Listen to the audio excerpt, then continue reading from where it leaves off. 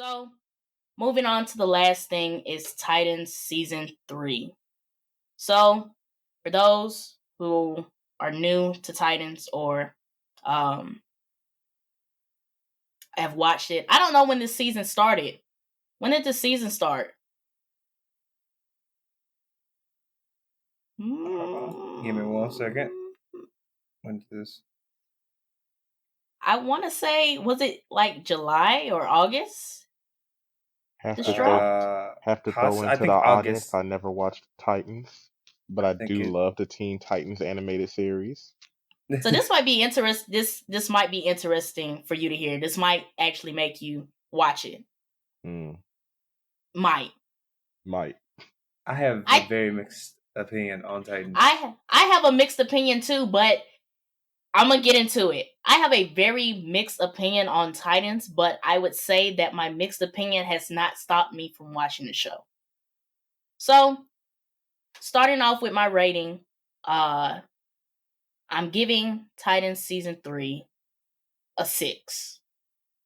To talk about the problem in general. And before we get into it, there may be some minor spoilers. So if you have not seen Titans or if you haven't seen the last episode, just spoiler warning, because I want to get into this. I do. So the problem at hand, the issues that I have with it, why I can't rate it higher, is the Jason Todd Scarecrow connection. And I'm going to go ahead and reach in my pocket and pull out that thing that McMillian mentioned earlier. Because when you mentioned Arkham Knight being Red Hood and Scarecrow, my mind immediately went to Titans. Because this is exactly what it was. But I felt like this Jason Todd that they introduced was too young to execute that story. And the way that they changed the story to make it fit his age, I don't think I really liked it. Because, like, when he died, Batman just goes and straight out and kills the Joker. And that kind of removed Red Hood's sole purpose.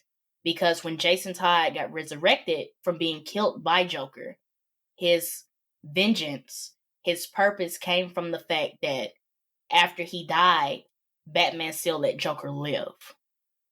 So that's where he goes on his whole vengeance tour of, I can be a better Batman and I can protect Gotham better than you. Mm-hmm. So I don't like how they switched that up. I'm still not a big fan of Ian Glenn as Batman. For those who don't know who that is, Jorah Mormont from Game of Thrones is Batman in the series. Mm-hmm. And it wasn't giving me Batman when we met him back in season 2, and it's still not giving me Batman now. I don't think he fits the image of Batman. Was it the first time we met him season 2? I thought it was 1, right? Jorah Mormont? I think we met him season 2. Maybe it might have been the end of season 1, but I know we definitely saw him. He was in season 2. It was definitely season 2. I know that. So maybe we did see him at the end of season 1. I don't remember, but also Scarecrow wasn't a compelling villain to me. So he was weird to me. Like the actor that was playing him, it wasn't giving me Jonathan Crane. And when we see Scarecrow, we don't see Scarecrow with his mask off a lot. When we do see him with his mask off, he's locked up. But I was thinking that once he got out, he was going to throw that mask back on, and it was just about to be terror time. But his whole thing with his mommy issues and him trying to be like this evil mentor, like the opposite of what Batman was trying to be for Jason Todd, it was weird. I didn't like that dynamic. And then he didn't seem like a big enough problem for me for the whole Teen Titans to stop. That's my thing. It's different with Trigon and Deathstroke because Trigon is a original Teen Titans character. He's connected to one of the Titans. So, of course, he's going to have some ground. Season 2 is Deathstroke. Deathstroke also has some relation to the Titans that made him, this hardcore Titans enemy. Scarecrow, one, is not a Teen Titans villain to begin with, and he has no connection. So even talking about villains, other villains that they haven't put in the season yet, Terra. Big villain, strong connection to the Titans. All of their villains have some type of connection, and I wasn't seeing the connection between Scarecrow and the Titans. Other things that I didn't like is another interesting twist that they did on one of the storylines, and that is the origin of Starfire and Blackfire. So in the original, I'm gonna do what they did in the Titans, and I'm gonna talk about what they did in what is in the comics. Mm-hmm. What they did is that apparently Blackfire is the younger sister, so they switched that. Blackfire is the younger sister, and she had this whole beef with Starfire, same beef as the comics, that they treated her as lesser, and they treated Starfire as like the queen, like the favorable sister, or whatever. But you find out, like, second to last episode, that Starfire was born without powers. She was the cripple. But they really wanted Starfire to be queen. So when Blackfire was born with the power of fire, they had some witch doctor take the fire power out of Blackfire and put it in Starfire. And I was kind of like, why? And now Starfire has this weird type other power. And I'm just like, I'm not getting where this is going to fall in with her story. Because in the comic books, Blackfire is the older sister. We know this from the comics, and even if you haven't read the comics, you know this from the Teen Titans animated series. Mm-hmm. Blackfire is the older sister. Blackfire was born crippled. And because she was born crippled, she could not have rights to the throne. Mm-hmm. So when Starfire was born, she was born with the power of fire, and she got rights to the throne. And that's their beef. So they flipped it in Titans, and I'm not really sure why they flipped it. So I can't really give them props for that. Unless when season 4, because they have confirmed season 4, if season 4 comes around and they give Starfire's new powers some kind of purpose, or maybe look more into Blackfire's character and her trying to deal with it, maybe. But I don't know. Starfire is one of my favorite characters in the DC universe, and I just feel like the switch was unnecessary. But the things that I did like, super mega giant spoiler, Donna Troy is back. She is not dead, because that pissed me off at the end of season 2. Like, the way that she died, I felt was weak. Weak sauce. And dumb. It was so weak. And I was like, oh my god. And the thing that made me mad is because I like Donna Troy. And we don't see a lot of Donna Troy in the DC universe. So for Donna Troy to be in Titans had me hooked anyway. But then we get to season 2 and they kill her off, and I was like, why? But she's back. So I was like, yay, she's back. It took her a minute to actually get back, but sure. Mm-hmm. Barbara Gordon, the actress that played Barbara Gordon, was pretty interesting. They changed her up a little bit too. To where Oracle is now this big robot thing, and she's not Oracle. I have something to say about that, but I'll wait for my turn. But I thought her character was nice. I think she played a nice Barbara Gordon. I guess going off the versions of Barbara Gordon that we've seen where she takes over the GCPD in her father's place, I think she did a pretty good job. Mm-hmm. The other thing that I like, Raven. So when Titans first started, I did not like Raven. I did not like the way they were doing her powers. I did not like how they were integrating Trigon into her story. Season 2, it started to get better. But this season, I think that this season is that she's coming into her form, and I love it. the way they're doing her powers, the effects with her powers now look great. And the swagger that she has is giving me Raven. So I did appreciate that growth in that character. And the other thing is that Anna Diop, the actress that plays Starfire, she's great all the time. And it's like she gives me a different side of Starfire where she's still blunt as Starfire, because you know how Starfire says things, but she really doesn't know, like, calm down. Right. She's still giving me that ignorant bluntness that Starfire has, but at the same time, she feels more human. So that's what I like about this Starfire, that she feels more human, because in the animated series, it's more of her acclimating, and it's more like alien, like me touching down and me standing out as the alien. But this Starfire...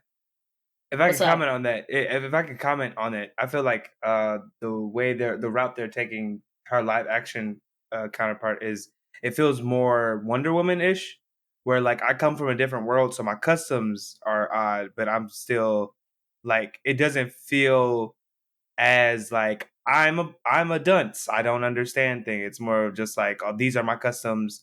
I'm not used to Earth ones, so you're gonna get all this bluntness. As opposed I think it's to coming from ditzy.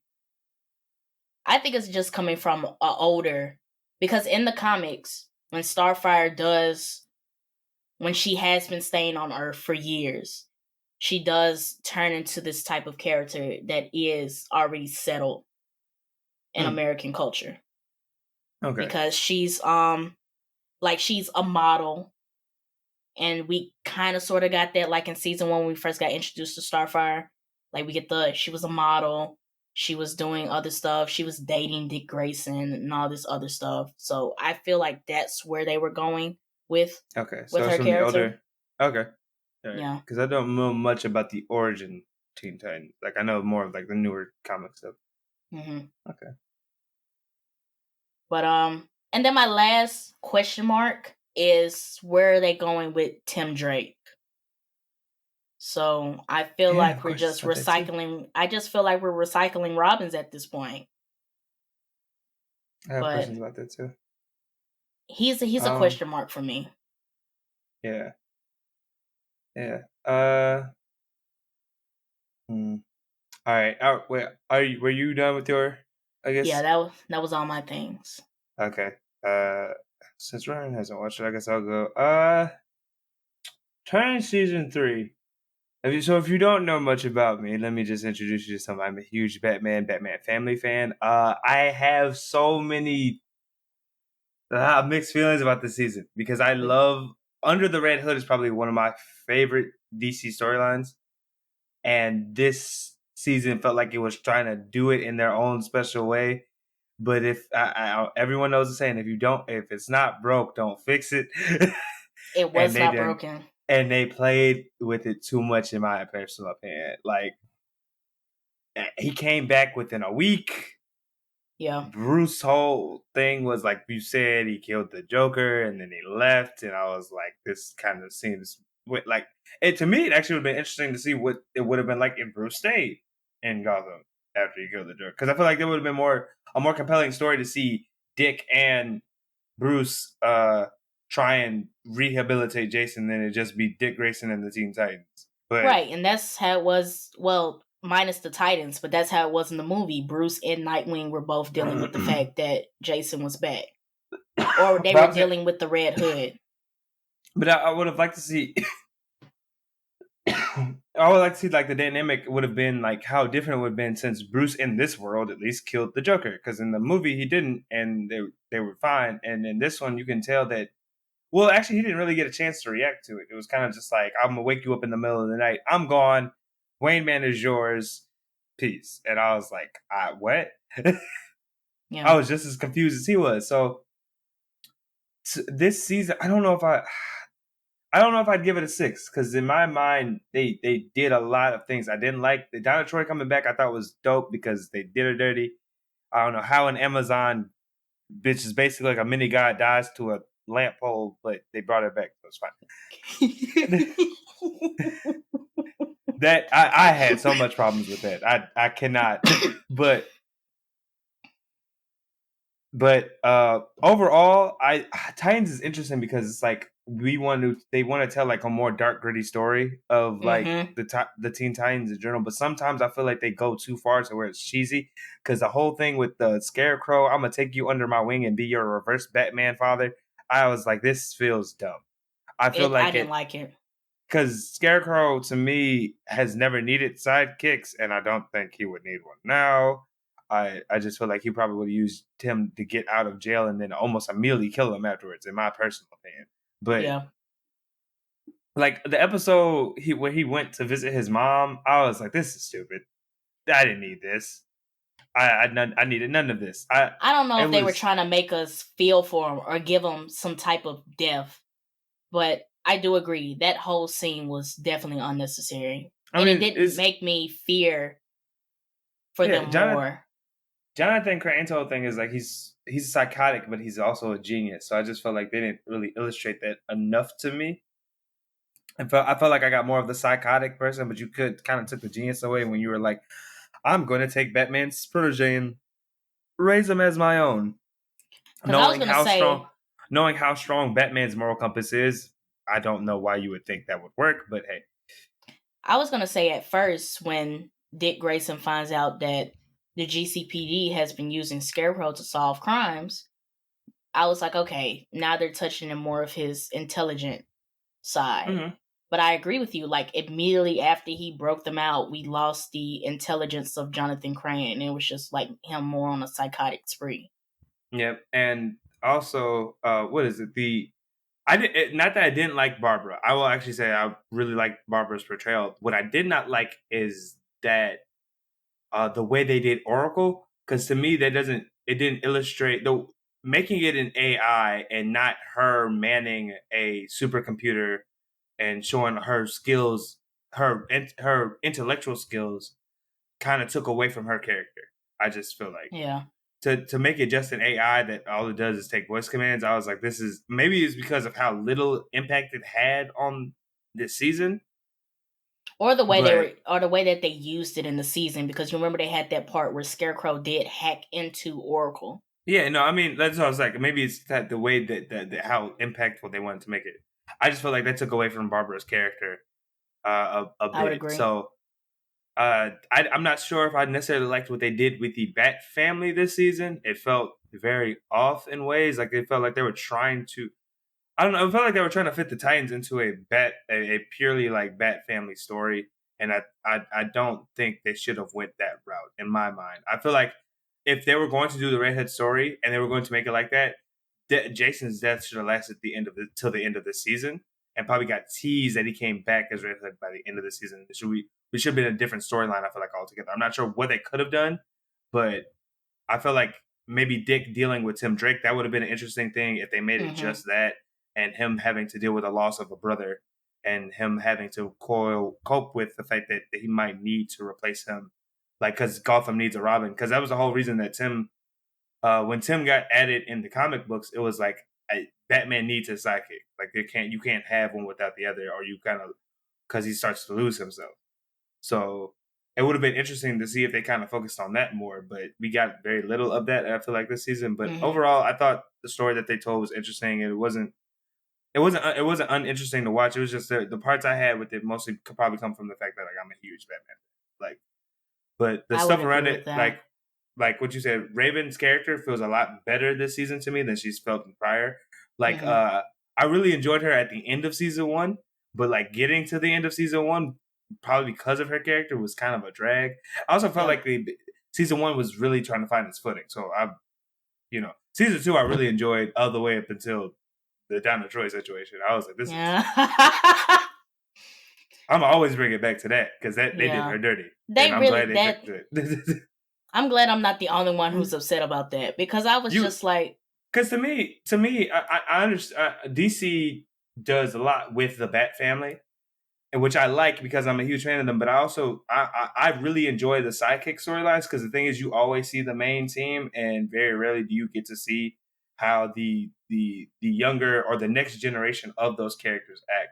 And for Wonder Woman, I always feel like they never find the right balance to strike with her sidekicks. So when I actually get a chance to spend time with them, I appreciate it because I'm just like, these are interesting characters that we barely get to see. Just like with Superboy and stuff like that. Like one of my favorite characters on Titans is Superboy, and it's just like I like to see him develop because in season 2 they did a really interesting thing with him. He was like happy-go-lucky almost. I'm gonna save people, and then he ended up fighting the police, and I was like, this is great. Yeah. So to see him develop, so I was kind of glad that she's back now, and I can't wait to see how they move forward with season 4. But this season, I don't know. It felt parts of it were good, and there are parts of it I would probably do without. Like I'm very middle of the road, so I probably have to give this one a 5 because I don't necessarily think it was bad, but I also don't necessarily. I can't push it over the average line because I feel like if you with all the stuff Scarecrow and the whole Jason thing, I just feel like that takes a lot away from it because that wasn't. I feel like the way they balanced it wasn't right. Like I don't think they found the right way to balance that enough for me. I would agree, and I wanted to touch on a couple things that you brought up. Like when you said they were trying to make this Bat family story a Titan story. And I definitely agree with that. And I would have sufficed. I like your idea if they would have left Jason dead the whole season and teased Red Hood at the end. But I also could have went for them fighting Red Hood this whole time and then finding out at the end of the season that it's been Jason. I could have went for that too. Because I feel like they did his reveal that he was Jason too early. So then it's like, okay, now what? So and I don't know if that was because I'm sorry, I didn't mean to cut you off, but I don't know if they decided to make it so soon because the fans knew or something. Because I know a lot of times TV writers that what they like to do is they like to drag you in with mystery stuff you don't know. So it's like Jason Todd being Red Hood. That's well known by now. Like if you don't know that, you'd have to be like a child almost. But I felt like that you could have still told that story in a compelling way, even with us knowing, because Red Hood himself is still an interesting character. He's a compelling. That's what I was gonna say. Like for instance, in Young Justice in the last season, they hinted that of Damien existing and Jason being back. Yep. At the when they visited Raish, and so sorry if I spoiled that. But it's been like almost like a year since 3 appeared. Yeah, you're gonna have to let that go. Y'all gonna have to let that go. But I was like, that's still, but to me, because like, oh, that's still interesting. Knowing he exists is enough for me to be like, I can't wait to see how they use him, or I can't wait to see how they decide to make him effective. Because that alone would have been interesting. Like the whole one of my favorite episodes is actually seen was when had the whole dynamic of Hawk and Dove, how he made him act to that. I was like, if they decided to have that just be this season, and the way they figured out, I guess, fighting Jason or throwing him off his game would be to add Tim as the new Robin, I would have been like, this is a really nice story. But they didn't go that route. So I was gonna say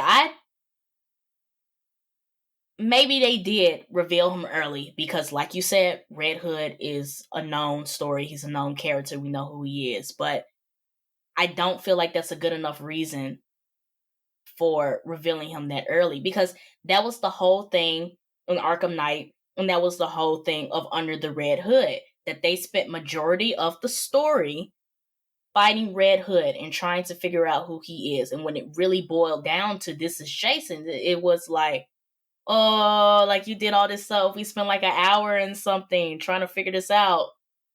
So they killed him off too early.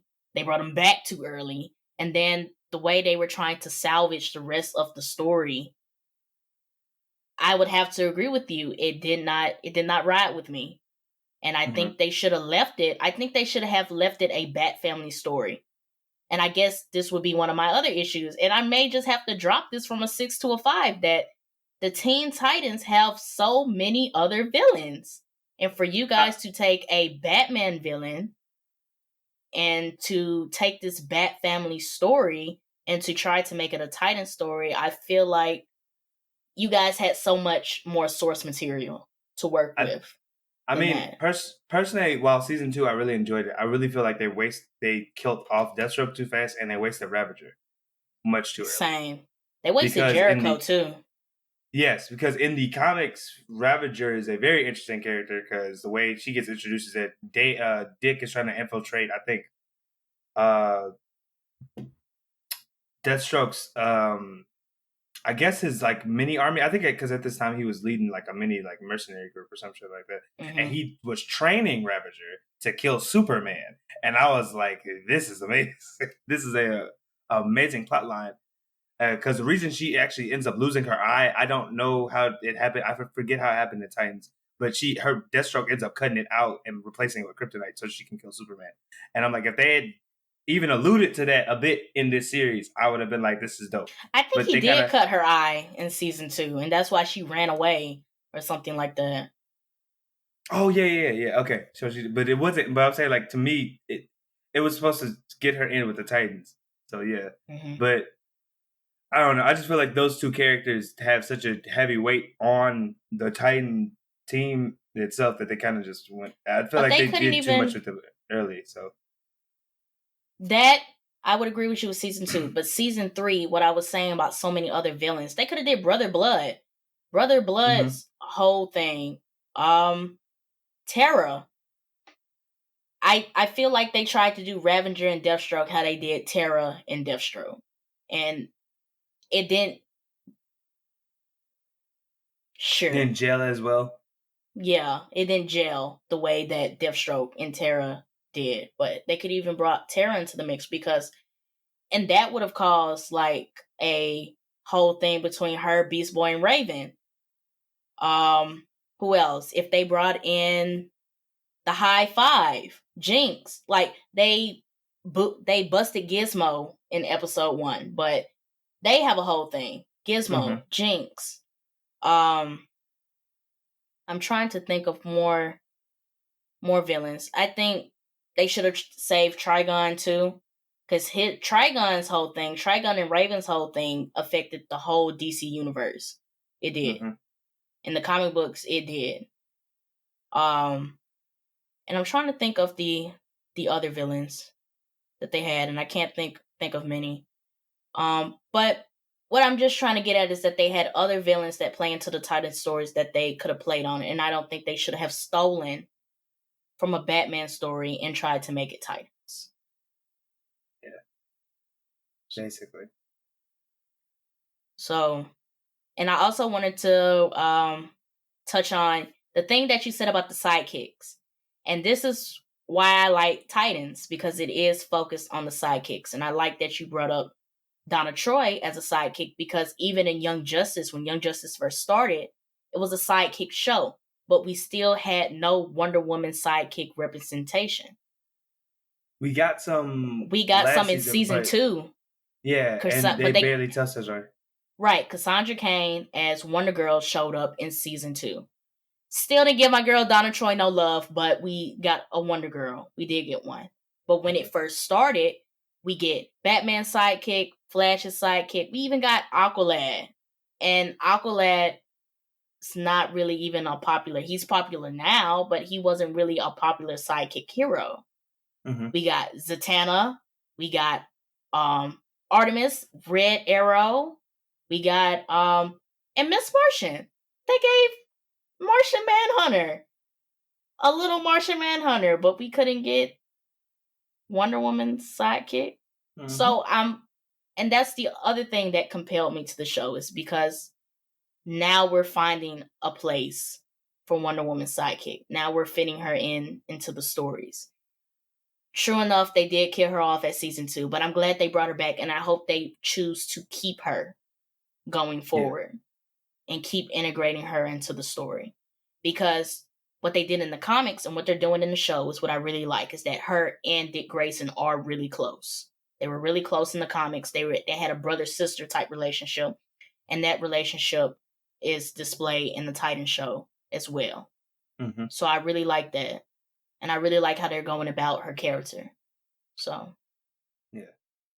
What's up, y'all? If you enjoyed this video, make sure you hit that subscribe button so you can get more updates from the mob. For the full discussion and more discussions like this one, click the link in the description. Thanks for watching. Rock with it, let me pop my shit. Let me pop my shit. Hands up.